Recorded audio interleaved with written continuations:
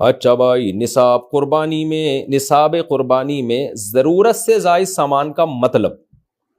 قربانی کے نصاب میں ضرورت سے زائد سامان بھی شامل ہوتا ہے کیا؟ اس میں سلے ہوئے اور بغیر سلے ہوئے کپڑے بھی شامل ہوں گے اور ایک سے زائد جوتے کی جوڑیاں بھی شامل ہوں گی؟ علی صاحب کراچی سے۔ دیکھیں، ضرورت سے زائد سامان اگر پراپرٹی کی صورت میں ہے تو ہر وہ پراپرٹی جو آپ کے استعمال میں فی الحال نہیں ہے، نہ آپ نے اسے کرائے پہ دیا ہوا ہے، نہ آپ اس میں زمینداری کر رہے ہو، زمینداری سے میری مراد یہ ہے کہ اس کو کوئی بزنس کے پرپز میں یوز کر رہے ہو کہ اس پہ کھیتی باڑی کا کام ہو رہا ہے، جی گندم لگ رہی ہے اس پہ، اور نہ آپ نے اس کو رینٹ پہ دیا ہوا ہے اور نہ خود گھر بنا کے اس پہ رہ رہے ہو، تو ایسے پلاٹ پہ قربانی واجب ہے۔ اور اگر وہ پلاٹ بیچنے کے لیے خریدا ہے تو پھر زکوٰۃ بھی واجب ہے، بیچنے کے لیے نہیں خریدا تو صرف قربانی واجب ہے،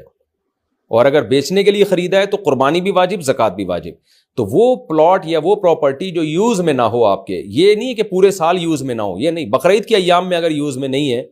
تو اس پہ بھی آپ پر قربانی واجب ہے۔ باقی جو گھر میں روز مرہ استعمال کی چیزیں ہوتے ہیں، جوتے، برتن، موبائل، گاڑی،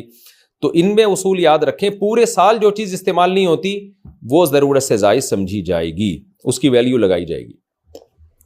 قدیم فقہاء نے لکھا ہے کہ 3 جوڑے ضرورت میں داخل ہیں، 3 سے زائد ضرورت سے زائد میں، لیکن آج کل کے زمانے کے لحاظ سے یہ چینج ہو گیا ہے۔ آج کل کیونکہ لباس بہت باریک بھی ہوتے ہیں، جلدی جلدی پھٹتے بھی ہیں، میلے بھی ہوتے ہیں، تو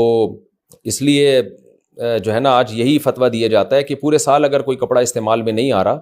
تو اس کا مطلب ہے کہ وہ آپ کی ضرورت سے زائد ہے۔ گھر میں ڈنر سیٹ پڑا ہوا ہے، پورے سال استعمال میں نہیں آتا تو ضرورت سے زائد۔ کتابیں رکھی ہوئی ہیں، استعمال میں ہی نہیں ہے، بھائی وہی لے کے رکھی ہوئی ہیں، پورے سال پڑی رہتی ہیں، تو وہ بھی ضرورت سے زائد میں آئیں گی۔